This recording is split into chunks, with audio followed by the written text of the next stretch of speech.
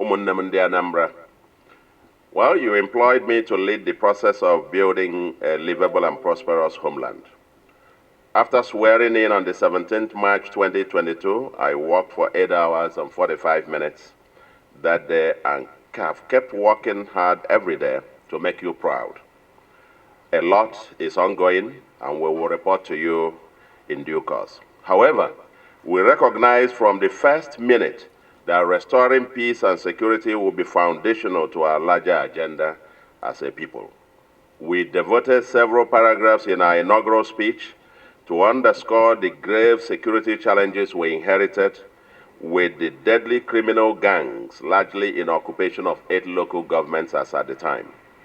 You may recall that I was attacked by the so-called unknown gunmen while addressing youths at a rally in March 2021, leaving 3 policemen dead, and indeed hardly any candidate could campaign freely in the 7 local governments of the South Senatorial Zone in 2021.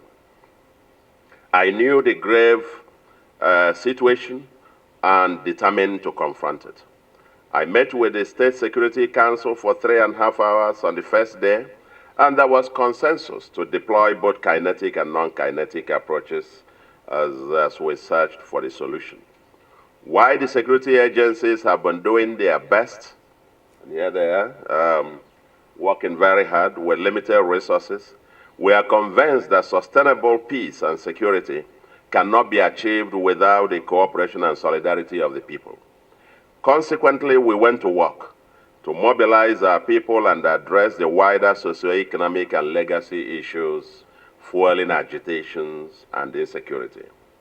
We consulted, for example, we consulted and collaborated with the Southeast Joint Body of Bishops and Traditional Rulers, issuing joint statements with the Joint Body of Bishops organizing prayer sessions in the entire Southeast on the 4th of April 2022, with the goal of ending the sit-at-home and ensuring an enduring peace and security in the Southeast. We also organized Anambra Peace and Security Dialogue with the leadership of the Christian denominations, town unions, traditional rulers, youth organizations, women market, transport unions, as well as political leaders and non-indigens on the 2nd of April 2022, calling for an end to the sit-at-home and peace and security in the Southeast on April there. We offer the olive branch to all the armed youths in the forest to come out, surrender their guns, and with the commitment that our government would help to retrain and empower them to contribute positively to our development. Our government has, in our proposed revised budget, provided handsomely for the youth empowerment.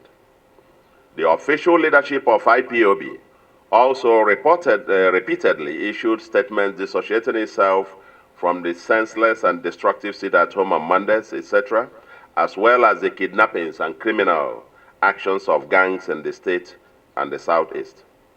We set up the Truth, Justice, and Peace Committee with the goal of getting to the remote and the immediate causes of the agitation and criminality with a view to proffering systematic and lasting solutions. We pride ourselves as the light of the nation, and Anambra will continue to be a land of opportunity for every Nigerian, as well as non-Nigerians. We will continue to work hard with security agencies to ensure security of life and property in our state. Umunnem Anambra, the hour has come for us to step up our game and take back our state. The tiny but vicious gangs that have invaded our state and terrorized us are mostly in 8 local governments in Anambra and 3 neighboring local governments in Imo State. They are in our forests, they are in our communities and houses owned by individuals. They don't come from the air and hence are not unknown gunmen. They are not unknown. They are known. You know them, but are either too scared to speak up or out of indifference. But for how long will you be silent while our people continue to be killed in the most cruel and barbaric manner? It is because we have remained ambivalent, opting to sit on the fence rather than take a stand against an obvious evil that has made a minor saw to fester so cancerously. The hour has now come, and we must rise up to take our destiny in our hands. Everyone, indeed everyone, has a role to play. While we continue to commit Anambra into the hands of God, we as a people must rise up to clean and cleanse our land. The security agencies will continue to do their part, but we, the people, must proclaim that enough is enough and demonstrate full ownership. Consequently, as complementary measures to the great efforts of the security agencies, our government has decided on the following immediate steps. 1. Once again, we are releasing several telephone numbers for the public to report any criminality or suspicious conduct. These phone numbers are managed in my office in strictest confidentiality. Call us or text, SMS or WhatsApp, and we shall respond expeditiously. The phone numbers are listed, and there are 7 of them now, instead of the earlier 2 given out some 2 weeks ago. Second, in addition to the 10 million cash reward we placed on those who gruesomely murdered Honorable Okechukwu Okoye and his aide, we are also offering a cash reward of at least 1 million to anyone who provides useful information leading to the arrest of any of the leaders or members of these criminal gangs, including those who support them financially or in kind, and all those enforcing the illegal sit-at-home order, or anyone involved in kidnapping, murder, and arson, or access to the camps where the criminals operate from. The bounty will depend upon the profile of the criminal. Their leaders will attract higher amounts. Similar bounty will be paid to anyone who gives information about anyone or location where hard drugs, especially the notorious Mili, are manufactured in the state. The state government hereby assures any informant of confidentiality in this process and will not disclose your identities or contacts. These numbers, like I said, will be managed in my office very closely to me, and you can be sure of the confidentiality. With effect from tomorrow, Friday, the 26th day of May, a 6 p.m. to 6 a.m. curfew is hereby placed on motorcycles, Okada, tricycles, keke, and shuttle buses in the following 8 local governments: Agwata, Ihiala, Ekwusigo, Nnewi North, Nnewi South, Ogbaru, Orumba North and South local governments until further notice. We will review this and say whether we then extend it to the rest of the state. But let's start with this, if you like, the red local governments. Until further notice also, motorcycles, keke, and shuttle buses are banned from operating in these local governments on Mondays until the sit-at-home completely stops. All through Monday, none of this should operate, because that's what they use to go and force their sit-at-home. The use of every community in the zone are hereby enjoined to assist the security agencies in the implementation of this policy, and they are mandated to seize any such motorcycle or tricycle on the spot. Local vigilantes should report such motorcycles or tricycles, keke, immediately, and they will be confiscated by government and the owner prosecuted. No part of Anambra State, house, bush, or forest shall be used as camps for these criminals. Anyone with a gun in a camp is considered a criminal in Anambra State, and the government and people will work with security agencies to flush them out. The state government shall, pursuant to its powers under the Land Use Act, revoke and acquire any land found to be harboring these criminals for public purpose.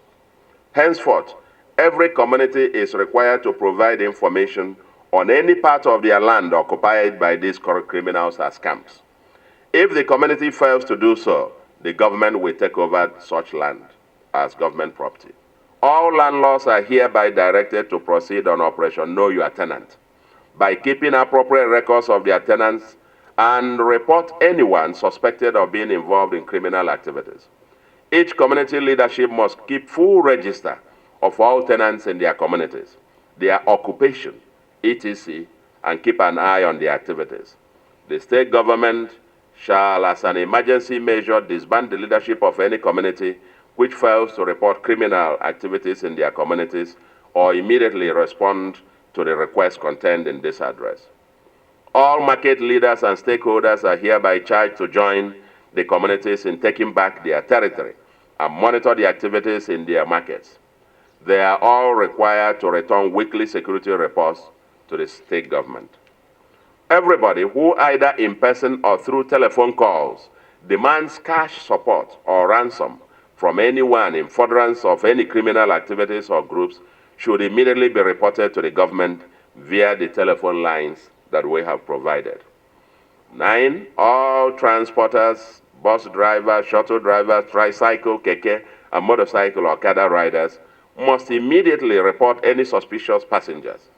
Because it has come to the knowledge of the state government that over 80% of transport operators use fake plate numbers and identities, all transport operators in Anambra must henceforth re-register their vehicles, tricycles, and motorcycles with their valid means of identification and their biometrics to be captured.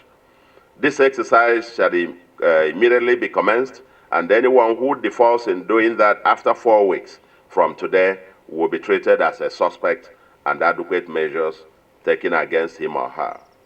10, all hotels are directed to obtain the means of identification of their guests and keep an inventory of all guests in their hotels.